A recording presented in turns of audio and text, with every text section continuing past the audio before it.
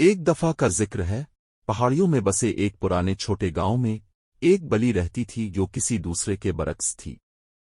اس بلی کے پروں تتلی کی طرح نازک اور چمکدار تھے، جس نے اسے فضل اور آسانی کے ساتھ آسمانوں پر چڑھنے دیا۔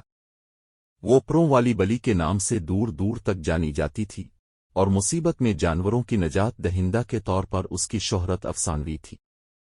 جب بھی کوئی چڑیا جال میں پھنس جاتی، درخت میں پھنسی گلہری، خرگوش کسی شکاری کے ہاتھوں میں پھنس جاتا تو پروں والی بلی آسمان سے جھپٹ کر ان کے بچاؤ کے لیے آتی۔ اپنے تیز پنجوں اور گہری نظر کے ساتھ وہ کسی بھی دشمن کو مات دینے اور ضرورت مندوں کو تحفظ اور سکون پہنچانے کے قابل تھی۔ گاؤں کے جانور اسے سرپرست فرشتہ کے طور پر مانتے تھے، اور وہ جانتے تھے کہ جب تک پروں والی بلی ان پر نظر رکھے گی وہ مصیبت کے وقت کبھی تنہا نہیں ہوں گے۔ اور یوں پروں والی بلی نے اپنی عمدہ تلاش جاری رکھی، درختوں کی چوٹیوں سے اونچے اڑتے ہوئے اور نیچے کی مخلوق پر چکنا نظر رکھتے ہوئے۔